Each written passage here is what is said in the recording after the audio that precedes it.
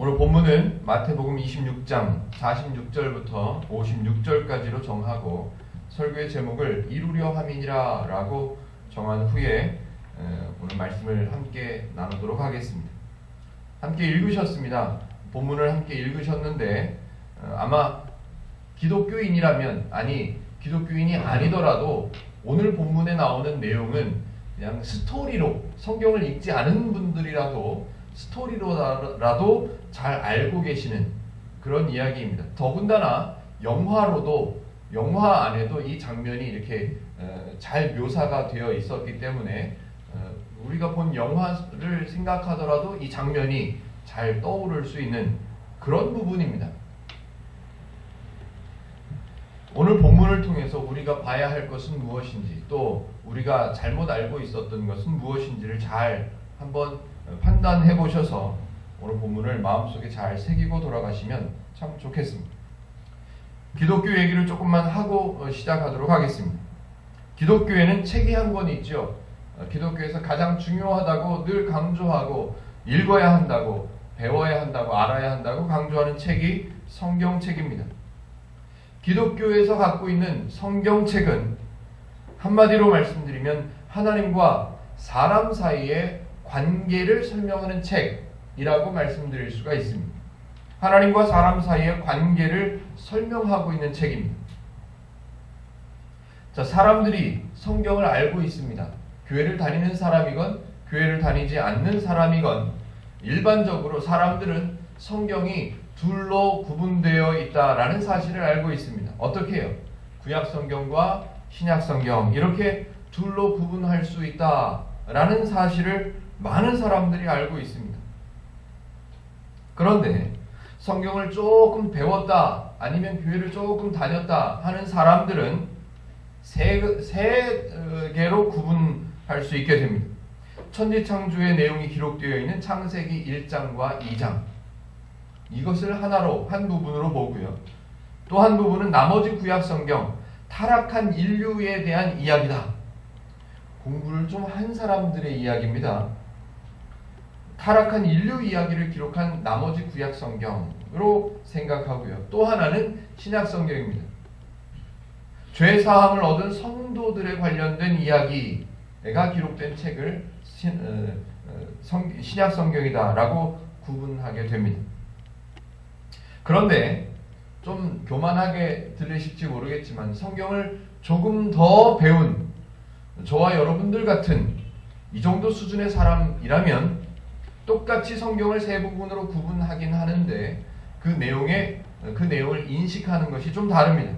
창세기 1장 2장, 사람을 창조하신 하나님, 그리고 창세기 3장부터 말라기까지 죄인과 함께 하시는 하나님, 그리고 세 번째로 신약 성경은 죄인을 구원하시는 하나님, 이렇게 구분할 줄 알게 됩니다. 제가 강조하려고 하는 내용은 성경 자체가, 성경 전체는 하나님과 사람 사이의 관계를 설명하는 내용이 기록되어 있는 책이고, 모든 성경 속에서는 하나님을 배울 수 있는 내용으로 소개되고 있다라는 사실을 저는 좀 강조를 하고 싶은 겁니다.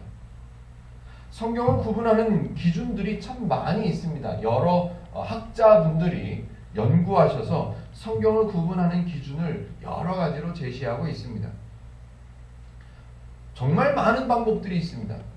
저도 많이 공부하진 않았지만 학교에서, 신학교에 가서 공부하면서 많은 방법들을 배웠습니다. 많은 논란들을 갖고 있는 내용을 하나를 예를 들어보면 모세오경이다 라고 말하는 구분 기준이 있습니다. 그냥 오경이다 라고 말하면 그렇게 큰 문제가 되진 않아요. 그런데 모세가 기록했다 라는 기준을 가지고 구분한 학자들이 모세오경이다 라고 나누어 놨습니다. 그런데 또 다른 학자들은 뭐라고 주장하냐 하면 모세가 기록한 책은 오경으로 끝날 수 없다. 그 이야기는 여호수아까지 진행되어야 한다. 그래서 모세 6경이다 라고, 그리고 모세가 기록했는지 기록하지 않았는지도 확실하지 않다. 그래서 모세 5경, 모세 6경에서 모세라는 단어는 빼야 된다. 성경을 구분하는 많은 학자들의 연구 기준들이 있습니다. 그러나 그 여러 가지 기준들을 가지고 우리들은 하나를 골라서 우리에게 맞게, 우리의 목적에 맞게 선택하면 되는 거예요. 저는 행복누림교회를 여러분들과 함께 세워가면서 저희 교회가 갖고 있는 성경을 구분하는 기준, 하나님과 사람 사이의 관계로 그 스토리를 나누어서 볼 수 있어야 한다고 하고 있습니다. 저희 교회는 그렇습니다. 왜냐하면 성경을 통해서 우리는 성도라는 사실을 배워야 하고 우리가 잊어버렸던, 우리가 잘 알지 못하는 하나님에 대해서 배워야 한다라고 우리는 기준을 갖고 있기 때문에 성경은 과연 어떤 흐름으로 하나님과 사람 사이의 관계를 어떻게 설명하고 있는가, 어떤 과정으로 설명하고 있는가를 저와 여러분들은 공부해 가고 있습니다. 그런데 성경을 어떻게 봐야 하는지조차 갖고 있지 못한 성도분들께서는 성경을 다른 관점으로, 다른 기준으로 읽기도 합니다. 그러나 그런 기준으로 성경을 보게 되면 많은 오해들이 만들어질 수 있죠. 한 두세 가지만 말씀드려보죠. 성경은 마술책이 아닙니다. 하나님을 믿겠다라고 말씀하시는 성도분들이 성경을 읽으면서 하나님은 어떤 능력을 갖고 계시는 분이신가? 그런 기준으로 성경을 읽다 보면 하나님은 전능하시기 때문에 성경에 많은 사건들, 많은 기적들이 소개되고 있습니다. 사실입니다. 그러나 하나님을 섬기는 성도의 입장에서 하나님은 전능하시다라는 사실을 보고 그것만 강조하다 보면 우리는 하나님의 능력을 받아야 돼. 하나님의 큰 신기하고 놀라운 능력을 우리도 받아야 돼. 그 능력을 받기 위해서는 우리는 열심히 하나님을 기쁘시게 해야지. 그런 관점으로 성경을 보게 되어 있습니다. 또는 하나님은 전능하시지, 이런 능력까지 가지고 계시지. 말씀 한마디면 사람들이 막 죽어나가지요. 무섭다, 두렵다. 이런 하나님으로부터 내가 징벌을 받으면 안 되겠구나. 그런 신앙을 갖게 되는 거예요. 성경은 하나님의 신비로운 능력, 신기한 능력을 소개하는, 그런 내용을 자랑하는, 그런 내용을 강조하는 신기한 책이 아닙니다. 또 하나, 성경은 도덕책이 아닙니다. 좀 더 저와 여러분들이 살고 있는 이 사회를 좀 더 살기 좋은 사회로 만들 수 있는 지혜로운 방법, 그래서 하나님께서 사람들이 따라야 되는 도덕적인 기준, 윤리적인 기준을 제시해 놓은 책이 아닙니다. 그런 생각을 가지고 성경을 보는 사람들은 늘 강조하지요. 하나님께서 이렇게 말씀하셨기 때문에 여러분들은, 자녀들은 잘 보살펴야 합니다. 그거는 성경이 아니더라도 누구나 다 하는 말이에요. 그런데 성경을 보는 사람도 도덕을 기준으로 보면 그렇게 말할 수밖에 없는, 그 수준을 벗어날 수가 없는 거예요. 하나만 더요. 성경은 절대로 위인전이 아닙니다. 사람들이 많이 오해하고 있는 부분 중에 하나죠. 성경에 등장하는 많은 성경의 인물들 중에서 본받을 만한 사람을 몇 사람 골라놓고 선정해놓고 그 인물의 인격과 그 인물의 삶을 보고 또 그 인물의 믿음이라는 것을 보고 우리는 배워야 된다고. 그 인물의 용기를 보고 우리는 배워야 된다고. 그래서 성경을 사용하는, 그래서 성경을 읽는 사람들이 참 많습니다. 그러나 성경은 위인전이 아닙니다. 그 사람들을 배우라고 성경에 기록된 것이 절대로 아닙니다. 사람들은, 성도들은 성경을 읽으면서 하나님을 배워야 합니다. 그 인물들의 부족한 모습 속에서도 일하시는 하나님을 배울 줄 알아야만 합니다.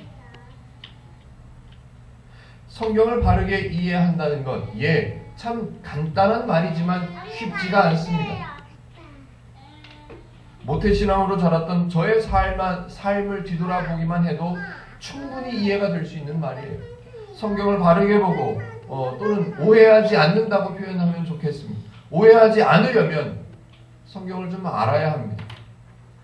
더구나 성경을 가지고 왜곡해서 가르치는 왜곡된 가르침을 맹신하듯이 따라다니는 그런 성도가 되지 않으려면 우리는 성경을 알아야 합니다. 성경이 어떤 주제로 흘러가고 있는지, 성경이 어떤 흐름을 가지고 설명하고 있는지를 알아야 합니다. 그래서 교회가 할 일이 바로 그런 거죠. 성도분들이 성경을 오해하지 않고 바르게 배울 수 있도록 도와주는 일을 교회가 하는 겁니다. 성도는 어떤 일을 해야 하나요? 성경을 바르게 배워서 하나님의 원리로 살아가는 것, 그 삶을 살아내는 것, 그게 성도가 할 일입니다. 저와 여러분들은 1년 10개월 동안 지금 마태복음을 부여안고 씨름을 하고 있죠. 마태복음을 공부하고 있습니다. 마찬가지로 마태복음은 죄인을 구원하신 하나님을 설명하고 있는 책입니다. 지나온 설교 중에서도 말씀드렸지만 마태복음을 보고 베드로의 용감한 믿음을 배워야 된다, 이런 말도 안 되는 말을 하면 안 됩니다. 마태복음, 죄인을 구원하신 하나님을 배울 수 있는 책입니다. 좀 더 구체적으로 조금만 더 길게 묘사를 해본다면 하나님과의 관계가 단절되어 있던 상태에 살던 죄인을 구원하셔서 성도로 세우신, 하나님의 사람으로 삼으신 하나님의 일하심, 그 내용이 기록되어 있는 책이 마태복음입니다. 따라서 마태복음을 포함한 다른 복음서들도 있죠. 복음서 안에는 예수님의 행적이나 예수님의 말씀들이 많이 기록되어 있는데 그 내용들이 뭐냐? 온통 하나님을 소개하는 내용들로 가득합니다. 하나님께서 계획하신 일이 무엇인지, 하나님께서 행하신 일이 무엇인지, 하나님께서 사람을 위해서 희생하신 내용이 무엇인지, 하나님께서 일하시는 방식은 어떤 방식인지, 그런 내용들이 마태복음을 포함한 복음서에 가득 기록되어 있습니다. 또 하나 우리가 배울 수 있는 것은 사람을 위하시는 하나님께서 행하신 수고와 희생의 결과로 사람이, 죄인이었던 사람이 어떤 상태, 어떤 수준으로 바뀌어 있는가를 마태복음을 통해서 배울 수가 있습니다. 왜냐하면 예수님께서 제자들에게, 사람들에게 그런 내용을 설명하고 계시기 때문에 그렇습니다. 자, 조금 더 넓게 한번 설명을 드리고 이제 본문을 살펴보겠습니다. 우리가 살고 있는 세상에는 종교들이 많이 있습니다. 정말 많습니다. 저도 알지 못하는 종교들이 지금도 만들어지고 있다고들 하니까요. 정말 종교의 숫자를 계산해보면, 생각해보면 어마어마할 것 같습니다. 그런데 각각 그 종교들마다 그 신도들이 섬기는 신이 존재하고요. 또는 신이 없는 종교도 있대요. 그러나 신이 없더라도 핵심으로 삼고 있는 사고관이 있어요. 사고가 있어요. 철학이라고도 하는 종교관이죠. 그들이 모두가 다 자신들이 섬기는 신이나 사고, 철학이 존재하고 있습니다. 그래서 역사적으로 간단하게만 살펴봐도 그 종교가 다르다는 이유 때문에 많은 사람들에게 아픔을 주기도 했죠. 전쟁도 만들어졌고요. 또 어린 아이들이 전쟁터에 끌려가기도 하고요. 정말 아픈 일들이 많이 벌어졌죠. 왜요? 종교가 다르다는 이유로요. 반대로 최근에는 종교가 합쳐져야 된다, 종교가 마음을 모아야 된다라고 주장하는 분들이 많이 나타나기 시작했죠. 그래서 서로 저들의 종교도 존중해주자, 저들의 종교도 존중해주자라고 생각하는 분들이 많이 생겨났습니다. 그래서 상대방의 종교를 존중하는 모습들을 보여주고 있죠. 언론에도 많이 비춰지고 있습니다. 참 색다르고 독특하고 재밌어 보이는 그런 내용들이기 때문에 언론들도 관심을 많이 가졌었죠. 모든 종교는 사람들이 행복을 추구하기 위해서 역사 속에서 만들어진 산물이다 라고 생각하는 종교관 때문에 많은 사람들이 우리 종교도 인정해달라, 너네 종교도 인정해줄게. 왜? 목표가 같으니까. 사람들이 행복하게 살기 위해서 만들어진 종교, 라는 사고방식 때문에 목표가 같으면 우리가 싸울 필요 없지 않냐? 갈등할 필요가 없다. 그래서 서로 존중해주고 서로 인정해주자고 주장하는 겁니다. 물론 서로 주먹질하면서 싸움질하는 것보다는 훨씬 좋습니다. 얼마나 좋아요. 아름다워 보이고 이렇게 화평스러워 보이고 참 좋아 보입니다. 예, 싸우는 것보다는 100배 낫습니다. 그러나 다른 종교들과 기독교를 함께 어우러질 수 있는 종교 중에 하나로 생각하는 것은 오해입니다.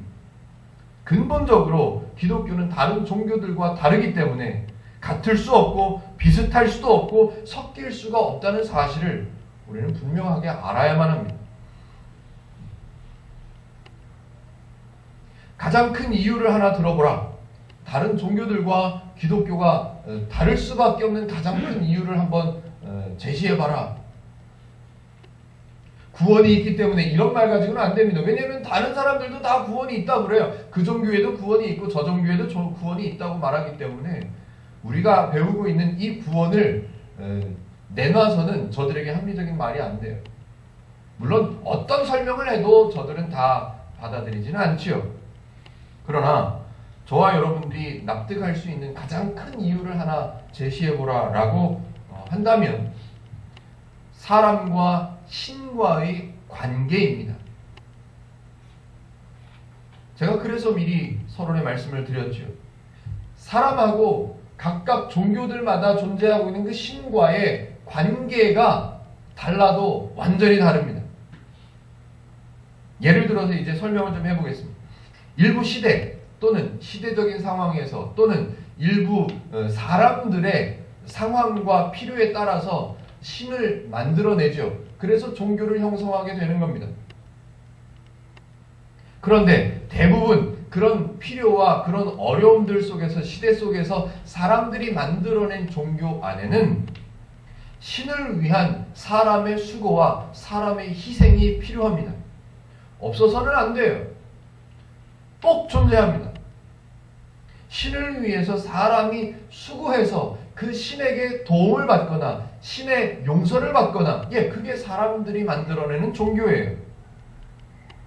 그래서 거의 모든 종교에는 사람들의 수고와 사람들의 희생 꼭 존재합니다. 그것도 스스로를 위해서가 아니라 신을 위한 사람의 수고, 사람의 희생이 존재합니다.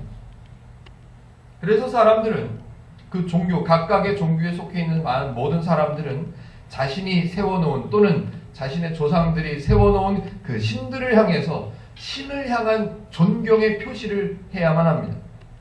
숭배한다고 말해야 되고요. 찬양한다고 찬양을 바쳐야 하고요. 그 신을 위해서 그 신이 만족할 수 있도록 사람들이 많은 수고를 해야만 합니다. 또는 그 신의 노여움을, 그 신이 화가 났는데 그 신의 노여움을 피해야만 한다라는 목적으로 그 신을 만족시키려고 애를 써야만 합니다. 제사를 해야 하고요. 제물을 바쳐야 하고요. 때로는 심한 경우에는 사람의 목숨을 바쳐야 하는 그런 종교적인 관점들이 저와 여러분들이 알고 있는 내용들만 해도 수도 없이 많죠. 그래서 사람들은 신을 위한 수고와 제사와 희생 등의 종교적 행위들을 감수해야만 한다고 생각을 합니다. 그런데 예를 들어 그럼에도 불구하고 신을 위해서 열심히 수고하고 희생했음에도 불구하고 자신에게 처한 어려움이 해결되지 않았어요. 그리고 행복을 얻지 못했어요. 만약에 그런 경우가 생기면 사람들은, 만약에가 아니라 대부분이 그렇죠. 사람들은 어떻게 생각하냐면 저 신이 잘못된 거 아니야?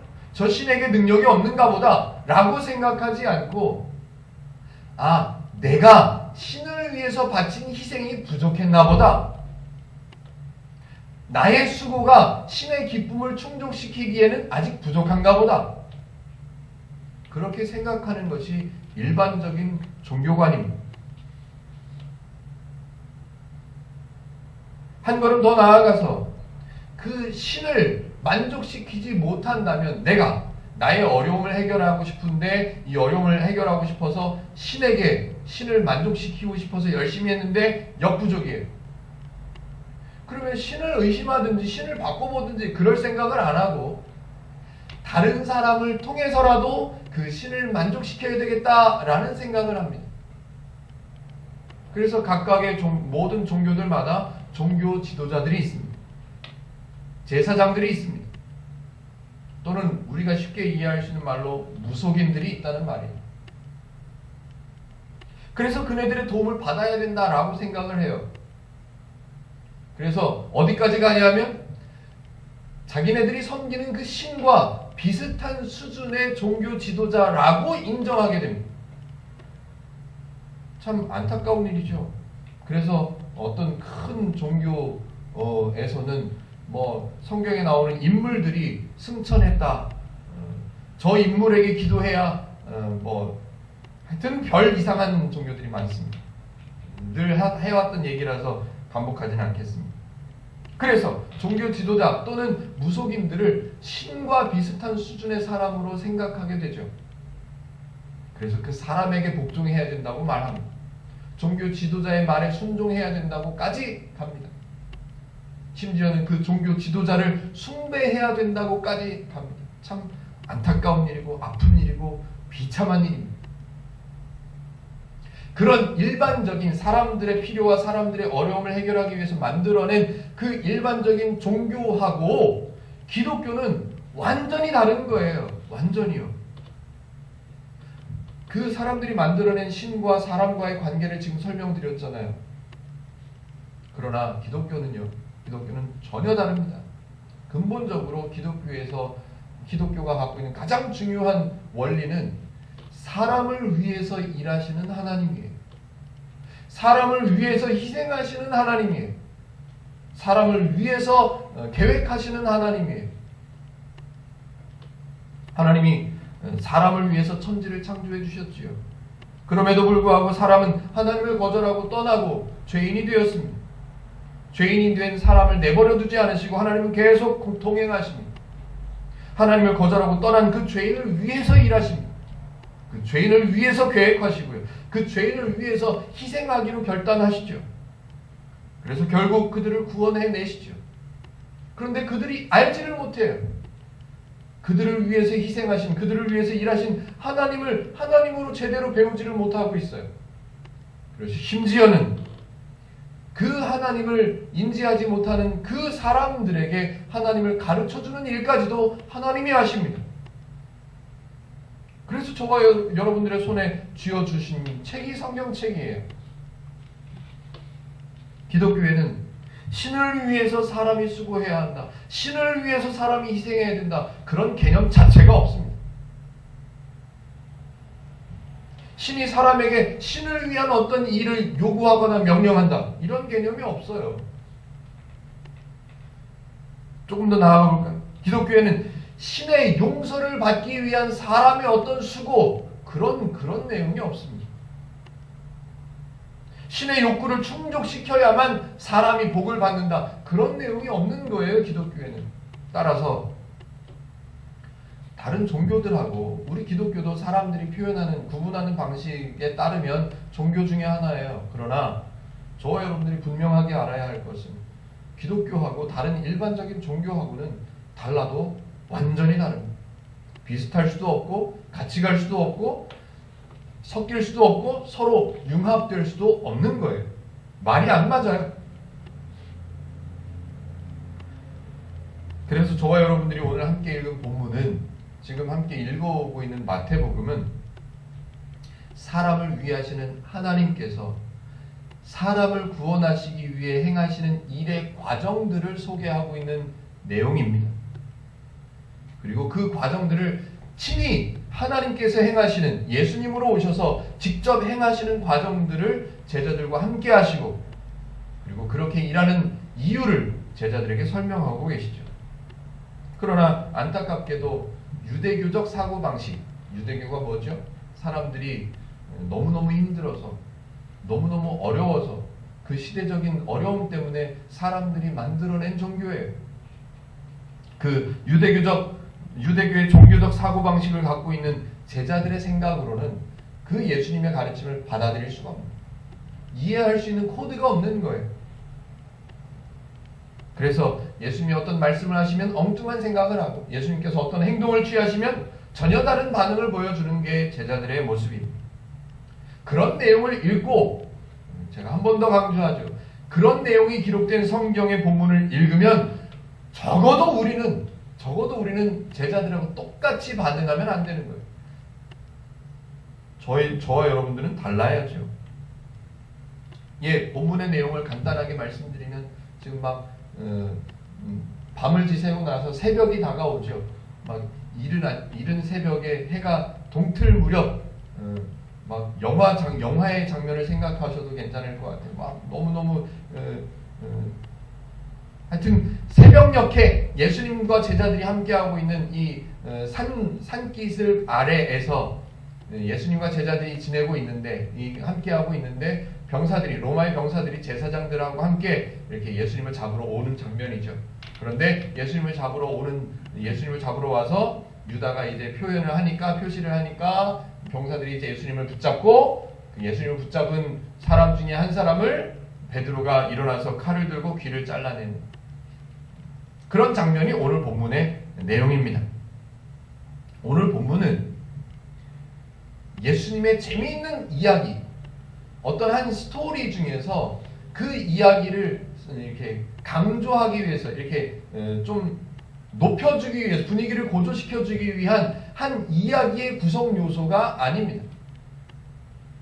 말씀드린 대로 하나님의 일하심의 과정을 소개하는 내용이에요. 따라서 예수님께서 가르치시는 내용이 분명히 또 소개됩니다. 엉뚱한 행동을 하는 제자들의 모습, 그리고 그 모습을 보시고 하나님을 한 번 더 가르쳐내시는 예수님의 가르치심이 소개될 거예요. 분명합니다. 45절까지, 지난주에 살펴본 내용까지를 우리가 예고편이다 라고 표현한다면, 오늘 46절부터는 그 예고편이 실제로 실현되는 내용이 소개되고 있습니다. 46절, 일어나라, 함께 가자, 보라, 나를 파는 자가 가까이 왔느니라 라고 시작됩니다. 예, 이전까지는 앞으로 어떤 일이 생길 거야, 앞으로 너희가 나를 부인하게 될 거야, 앞으로 너희가 나를 버릴 거야, 다 예고편으로 말씀하셨는데, 오늘 본문 46절부터는 야, 일어나라, 가보자, 이제 왔다, 걔네들이 왔다 라고 실제로 진행되는 거예요. 이제 본편이 시작되는 거죠. 지금부터 진행되는 과정들은 하나님의 일이에요. 하나님의 일하심의 과정들이 시작되는 거예요. 그렇다면 이 하나님의 일은 이미 계획된 일이었어요. 갑자기 시작돼서 막 우연히 진행된 그런 일들이 아니라 이미 계획되어져 있는 일이었고, 예수님은 이미 계획되어져 있는 그 내용들을 아시고 지금까지 이 일 때문에 기다려 오셨던 분이에요. 따라서 예수님은 갑자기 병사들이 오는 게 아니에요. 병사들이 와서 나를 잡아가야 된다는 사실을 알고 계신 분이에요. 그러니까 당연히 본문 속에서는, 이 장면 속에서는 예수님께서 당황하신다거나 불안해하신다거나 두려워하신다거나 그런 표현이 절대로 등장하지가 않습니다. 그러나 제자들은 놀라지요. 제자들은 당황하지요. 제자들은 두려워하지요. 왜냐하면 예수님을 모르니까요. 하나님의 일하심의 과정이라는 사실을 모르고 있으니까요. 모르고 있는 것뿐만이 아니라 자기네들이 갖고 있는 나름대로의 사고방식들이 다 있기 때문에 놀라고 두려워하고 도망갈 수밖에 없는 거예요.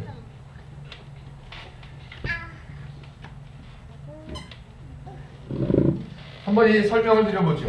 예수님께서 지금 당하시는 일은 갑자기 생겨난 일이 아니라 하나님의 일이 진행되는 과정이라고 말씀을 드렸습니다. 본문에 등장하는 제자들을 한번 살펴보죠. 47절부터 49절까지를 읽어보면 유다에 관련된 이야기가 나옵니다. 제가 빠르게 한번 읽어보겠습니다. 말씀하실 때 12 중에 하나인 유다가 왔는데 대제사장들과 백성의 장로들에게서 파송된 큰 무리가 칼과 몽치를 가지고 그와 함께 하였더라. 예수를 파는 자가 그들에게 군호를 짜 이르되 내가 입맞추는 자가 그이니 그를 잡으라 한지라. 곧 예수께 나와 랍비여 안녕하시옵니까 하고 입을 맞추니, 예, 유다라는 제자가 하는 행동이에요.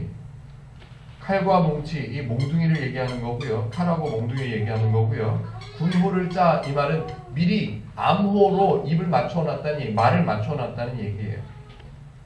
자, 질문을 하나 드려보죠. 지난주에도 했던 질문이지만 한 번 더요. 유다는 예수님을 왜 팔아넘겼을까요? 유다는 왜 예수님을 팔아넘기겠다고 생각하고 판단하고 행동에 옮겼을까요?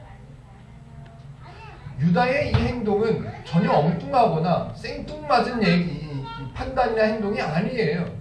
유다 나름대로는 합리적인 거예요. 왜냐하면 예수님을 왜 따라왔을까요? 유다는 머리가 좋은 사람이에요. 유다가 예수님을 따라온 이유는 큰 이익을 바라고 따라왔던 사람이에요. 그런데 3년 내내 예수님을 따라다녀 본 결과가 뭐냐 하니까 열심히 큰 기대를 갖고 따라다녔는데 결국에 마지막에 와보니까 저 예수라는 분이 맨날 하는 얘기가 자기는 죽을 거래요. 곧 죽을 거래요. 그 말을 계속해서 듣고 있는 유다는 더 이상 기대할 수가 없었던 거죠. 그러니까 마지막으로 자기 나름대로 이익을 챙길 수 있는 방법을 생각해낸 거예요. 이왕 죽을 거면 내가 이익이라도 챙기자. 예, 유다는 잘한 거예요. 나름대로 똑똑하게 판단한 거예요. 예수에게 더 이상 기대할 게 없다고 생각한 유다는 당연히 판단하고 당연히 행동할 수 있었던 거죠. 안타깝게도 이렇게 표현할 수 있을 것 같습니다. 예수님의 제자임에도 불구하고 하나님을 가장 배우지 못한 학생 1등입니다. 1등 유다. 다음 제자 한번 보죠. 26장 51절에 보면 우리가 보고 있는 마태복음에는 누구라고 소개되어 있지는 않지만 요한복음 같은 스토리가 같은 내용이 기록되어 있는 요한복음에 보면 베드로예요. 마태복음 26장 51절 예수와 함께하던 자 중에 하나가 손을 펴 칼을 빼어 대제사장의 종을 쳐 그 귀를 떨어뜨리니 인물의 그 제자 이름도 안 나오고요. 함께 있던 자 이름도 안 나오고요. 그 종의 이름도 안 나옵니다. 그러나 요한복음 18장 10절 이에 시몬 베드로가 칼을 가졌는데 그것을 빼어 대제사장의 종을 쳐서 오른편 귀를 베어버리니 그 종의 이름은 말보라. 이렇게 기록되어 있어요. 베드로였고 그 종은 말보라는 사람이었어요. 자, 질문이요. 베드로는 왜 칼을 사용했을까요? 베드로는 왜 칼을 들어서 말보의 귀를 잘랐을까요? 베드로가 예수님을 사랑하는 마음으로 큰 믿음으로 그게 아니에요. 그 베드로가 배워서 갖고 있던 유대교적 종교관에서 자기가 갖고 있는 종교관에서는 합리적인 일이고 그 일이 필요한 일이었어요. 설명을 해보겠습니다. 베드로는 예수님을 지키려고 칼을 뽑았습니다. 예수님을 왜 지키려고 했을까요? 예수님이 메시아라는 생각 때문에 그래요. 메시아여야만 해요. 베드로의 생각이에요. 베드로의 생각. 예수님은 메시아여야만 해요. 그런데 예수님을 어떤 메시아라고 생각하고 있냐 하면 본인이 배운 유대교 안에서 메시아 사상은 지금 압제당하고 있는 로마의 압제에서 유대 민족들을 해방시켜주고 난 이후에 유대 민족을 위해서 새로운 나라를 만들어내는 그런 메시아로 베드로는 생각하고 있단 말이에요. 따라서 군사적으로나 정치적으로 예수님은 큰 인물이 되어야만 해요. 그리고 베드로는 그 군사적으로나 정치적으로 큰 인물이 되는 예수님의 곁에 오른팔이 되어야만 한다고 생각하고 있는 거죠. 그러니까 예수님을 지키는데 무력을 사용하는 것 당연합니다. 자연스러운 거예요. 합리적인 거예요. 그렇게 해서라도 예수를 지켜내는 것, 그게 베드로의 살 길이에요. 베드로의 출세 방법이에요. 당연히 베드로는 그렇게 할 수밖에 없었던 거예요. 그리고 만약에 예수님도 베드로의 종교관과 같은 종교관을 갖고 계신 분이었다면 예수님은 베드로를 칭찬하셔야 돼요. 잘했다. 야, 너는 역시 내 오른팔감이야. 나중에 나라를 세울 때 너는 내 오른쪽에 있어라. 예, 그렇게 말하셔야 돼요. 그런데 그런 내용은 등장하지 않고요. 예수님께서 베드로에게 하시는 말씀이 전혀 다르게 기록되어 있습니다. 52절과 53절을 제가 한번 읽어볼게요. 이에 예수께서 이르시되 내 칼을 도로 칼집에 꽂으라. 칼을 가지는 자는 다 칼로 망하느니라. 너는 내가 내 아버지께 구하여 지금 12군단 더 되는 천사를 보내시게 할 수 없는 줄로 아느냐라고 전혀 다른 말씀을 하십니다. 예수님은 지금 목적이 있으세요. 제자들과 사람들에게 하나님과 하나님의 원리와 하나님의 일하심을 가르치셔야만 한다라는 목적을 갖고 계신 분이세요. 그런 예수님께서 너 칼 쓰지 말고 칼을 도로 칼집에 넣어. 칼로 일어나는 사람은 칼로 망해. 칼로 일어나는 사람은 칼로 망한다는 말은 누구나 다 하는 말이에요. 그런 말은 우리도 어렸을 때부터 배워왔던 이야기 중에도 있어요. 예수님이 왜 이런 말씀을 하셨을까요? 베드로가 갖고 있는 사고방식, 종교관, 무력이 필요하고 자기가 배운 종교관 속에서는 지금 당장 일어나서 칼로 무엇이라도 해서라도 예수를 지켜야만 해요. 그 사고방식을 말하는 거예요. 그 종교관을 이야기하는 거예요. 네가 생각하고 있는 그 무력, 그 칼, 그것을 내려놓아라. 왜냐하면 성경적으로 저와 여러분들이 이해하기 쉽게 좀 표현을 바꿔보면 하나님의 방법이 아닌 방법은 죄의 방법이에요. 하나님의 관점이 아닌 관점은 죄의 관점이에요. 하나님이 있는 사람은 성도고 하나님이 없는 사람은 죄인이에요. 그러니까 죄라는 단어를 좀 넓게 이해를 해주십시오. 하나님의 관점이 아닌 다른 종교관은 죄적 종교관이에요. 죄적인 관점이죠. 하나님의 방법이 아닌 칼이라는 방법을 사용하려고 하는 베드로는 죄의 사고방식으로 일하고 있는 거예요. 베드로 본인은 종교적인 신앙으로 일하고 있다고 생각하죠. 그러나 예수님이 보실 때는 그건 죄적인 방법이에요. 죄로 살아가는 사람은 죄로 망하게 되어 있는 거예요. 당연한 얘기죠. 그 표현을 52절에 칼집에 칼을 꽂으라. 칼을 가지는 자는 다 칼로 망하느니라 라고 표현해 주시는 거예요. 이제 하나만 더 살펴보죠. 12군단 더 되는 천사를 보내셔서 예수님을 보호하실 수 있는 전능하신 하나님 맞아요. 맞습니다. 그러나 그렇게 하지 않겠다고 말씀하시는 거 왜요? 그 이유가 써있죠. 사람을 위해서 행하시는 하나님을 가르쳐야만 하는데 만약에 예수님을 잡으러 온 병사들, 대제사장과 그들의 종들을 하나님께서 천사들을 보내서 싹 쓸어버리면 하나님을 배울 수 있는 방법이 없는 거예요. 하나님이 사람을 위해서 희생하신다. 이 내용을 배울 수 있는 방법이 없어요. 야, 하나님 무섭다. 하나님 짱이네. 능력 대단해. 신기한 능력을 갖고 계신 분이네. 그렇게 바뀌어요. 은혜의 하나님, 사람을 위하시는 하나님, 사람을 위해서 희생하시기까지 하시는 하나님, 그 하나님을 배울 수가 없는 거예요. 때문에 예수님께서는 절대로 하나님에게 천사를 보내주세요, 나를 도와주세요, 지켜주세요, 아니요. 그런 내용이 필요하지가 않은 거죠. 그 긴 설명을 56절에 이렇게 써 있습니다. 그러나 이렇게 된 것은 다 선지자들의 글을 이루려 함이니라 라고. 선지자들의 글을 이루려 함이냐, 이게 무슨 말이냐면 예수님께서는 유대교의 종교관을 뿌리 깊게 배워오고 그렇게 자라온 모든 사람들, 특히나 제자들에게 하나님을 설명하고 하나님의 방법, 하나님의 메시아이심을, 하나님의 아들이심을 본인을 설명하실 때 가장 효율적인 방법으로 제가 늘 말씀드렸던 것처럼 구약 성경을 갖고 있던 그들에게 구약 성경을 인용해서 말씀하시는 거예요. 그래서 예수님께서 말씀하시는 거예요. 다 나를 버리게 된다. 이것은 선지자의 말을 이루려 함이라. 미리 말씀해 주셨잖아요. 너희가 나를 버리는 것은, 너희가 나를 버리고 도망하는 것은 너희가 나를 배신하는 게 아니라, 좌절하지 마, 실망하지 마, 너희가 나를 배반하는 것이 아니라 선지자들의 말에 메시아는 그렇게 된다라는 말을 이루어서 내가 메시아라는 것을 너희가 알게 하기 위함이야. 그 얘기예요. 그 얘기예요. 예수님은 고난을 당하셔야만 하고요. 잡혀가셔야만 하고요. 사람들에게 버림을 당하셔야만 해요.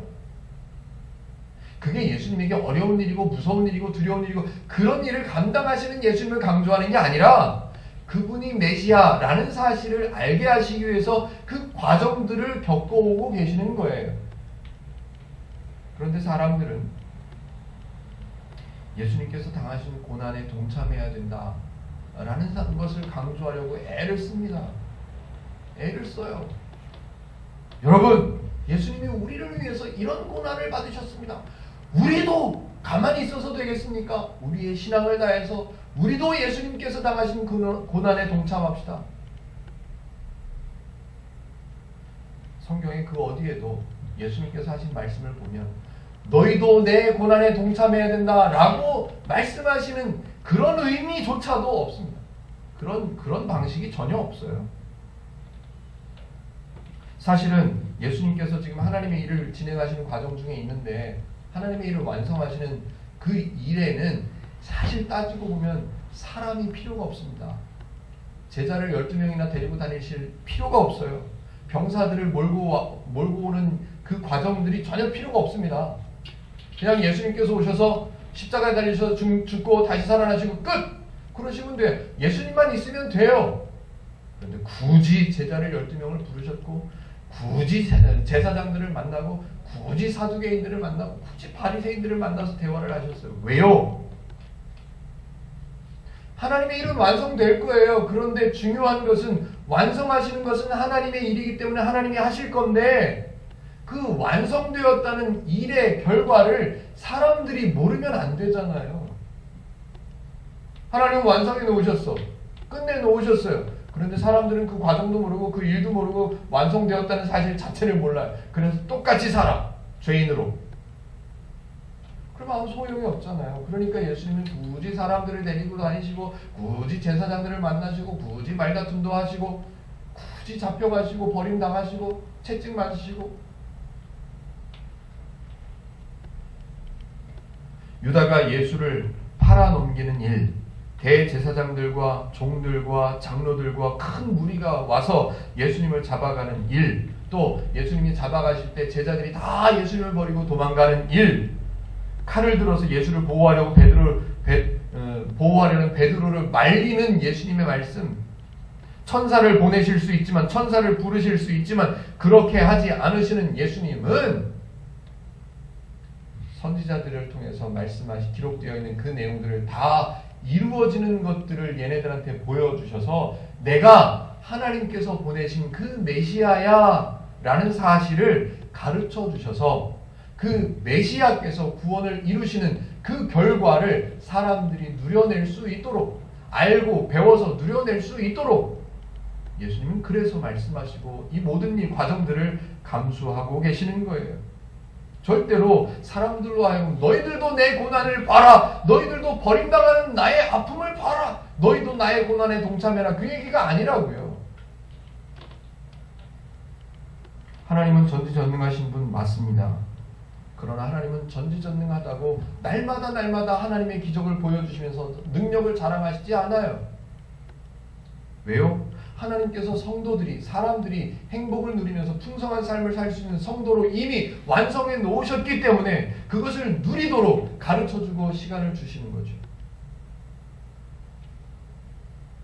저와 여러분들은 성경을 통해서 하나님을 배우시고 하나님의 원리를 배우셔서 그 원리로 살아내는 성도의 삶을 한번 경험해 보시면 됩니다.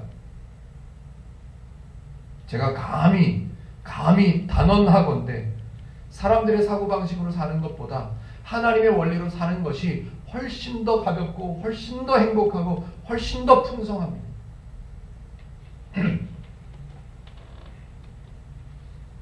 하나님의 방법이 좋은 거예요. 하나님의 원리가 좋은 거예요. 하나님께서 하실 수 없어서 저와 여러분들에게 당첨된 번호를 알려주시지 않는 게 아니에요.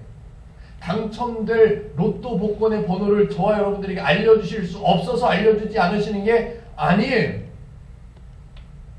하실 수 없어서 저와 여러분들이 지금 당하고 있는 그 어려움을 한 방에 해결해 주시지 않는 것이 아니에요.